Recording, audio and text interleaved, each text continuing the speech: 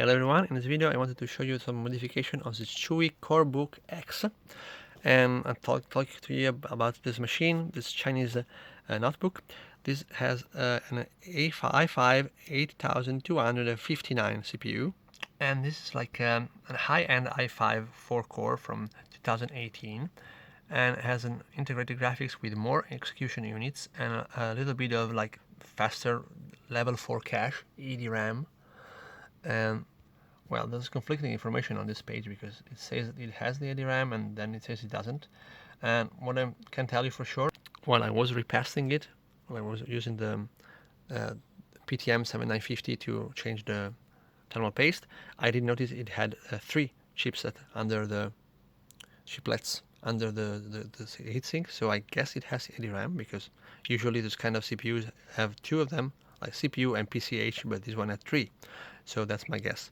This machine comes in different variants. You can have some with SODIMM slots with 8 GB soldered and yet 8 GB as a SODIMM slot that is free for upgrade, while this model, which has a green PCB, only has 16 GB soldered, which is not a big deal. I think going 24 GB would be strange on this kind of machine. And this machine also comes with 2 SSD slots, but I tried so many SSDs and I couldn't get anyone to work on the main slot other than this 128 GB Western Digital SN520 OEM drive. So this is supposed to have like NVMe compatibility, and I mean this SSD is NVMe, but the original drive is SATA, and those slots both support SATA for sure, because the SSD that comes with the machine works on both slots. But the NVMe, I was only able to get it boot on the external, I would say, one, because this one has like a little bit of a door, so it's externally accessible, while the one that I ended up leaving the original SSD in is the internal one. So I can try in the future more SSDs here in case I want to try some upgrading or just dual drives, because this machine is used for photo editing and video editing because of the fast GPU. And yeah, having dual drive would be awesome actually for performance. Now, this is a Chinese machine, and of course it had many flows. So first things first, the batteries of this machine all died after a little bit more than 1 year. And this is a replacement battery, and the funny thing about the replacement battery is that the connector is right, but the size was wrong. So we had to actually get some material to keep the battery in shape, to keep the battery still with the machine.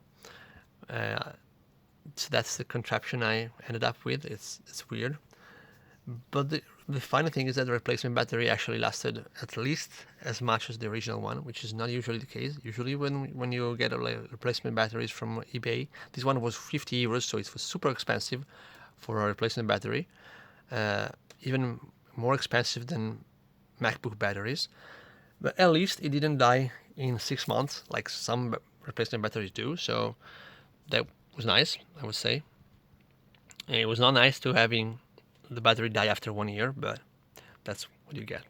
And talking about thermals, I of course added a lot of thermal pads here, and there are a lot of thermal pads underneath the motherboard, between the motherboard and the chassis, as I always do. So this machine was completely disassembled, and thermal pads were placed underneath the CPU on the other side to transfer the heat on the top lid.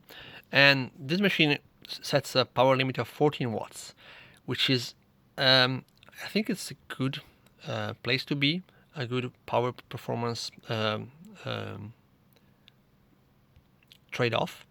So I tried to change it with throttle stop and with voltage shift on macOS, and it doesn't work that way. You cannot turn it, like you cannot change it that way.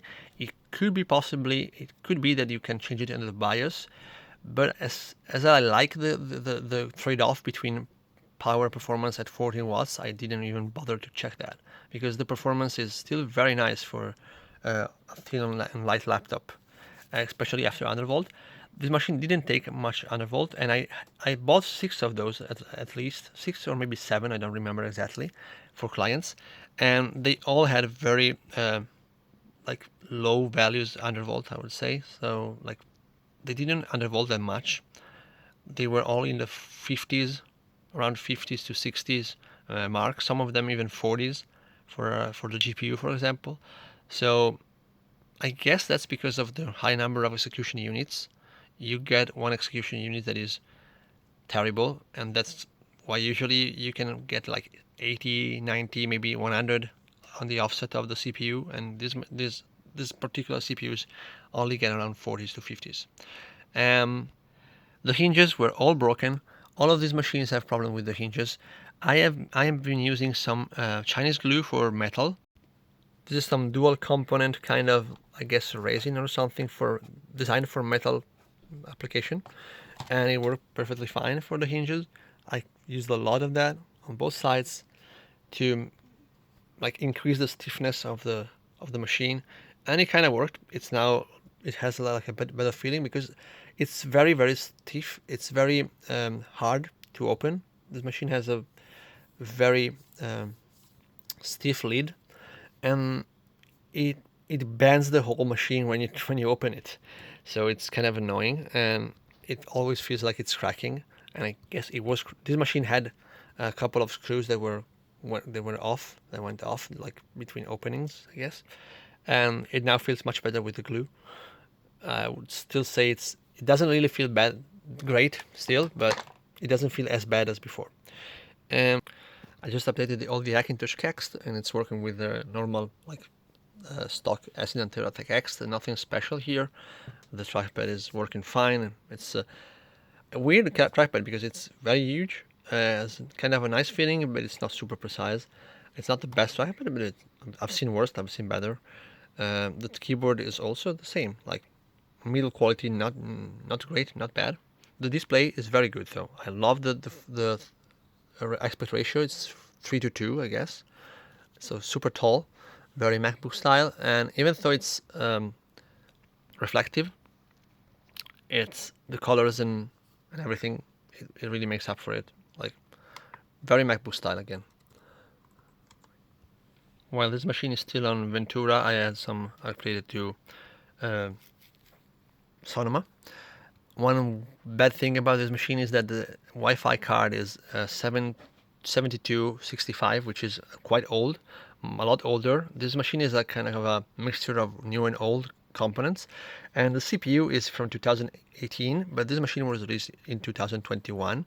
And my guess is that this is because a lot of companies bought a MacBook Pros with this CPU, and they probably ended up like after 2 or 3 years dumping them for, I guess, tax reasons. That's what happened in Italy. They have to destroy them, and this machine end up with broken displays, maybe broken keyboards, broken motherboard, and on Chinese dumpsters, and they take out the CPUs and they make these.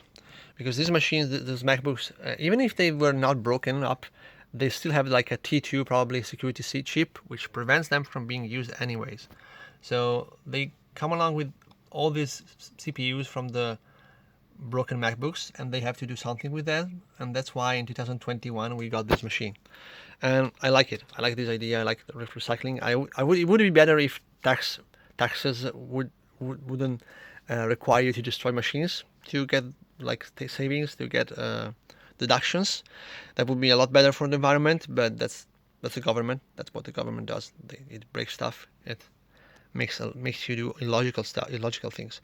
Well, anyways, the machine works great. That gestures works. I tried some Premiere Pro projects from the client. They were super smooth, and temperatures are great. Of course, after all these modifications, they cannot be bad, of course. And Geekbench performance is amazing. 1300 for single core and 4300 for multi-core. So the CPU is very nice. It's a very nice piece of tech. And I tried even Firestrike on Windows, and the score was about 2000 for the GPU score. Usually on a regular 630, it's about 1400, so it's about 33% more performance. It's not 50% more, it's not 100% more, of course, even though it has like, I think it has 50% more compute units, but okay, just double check. Yeah, it has double computer units, and according to in the Intel website, it has the 80 RAM, as I've seen them physically. So all of these just gives you 30% more performance, not double the performance, but it's still nice. It's still much better, and it's still just what most people need for their graphical works. And I guess that is all for the video. Ciao!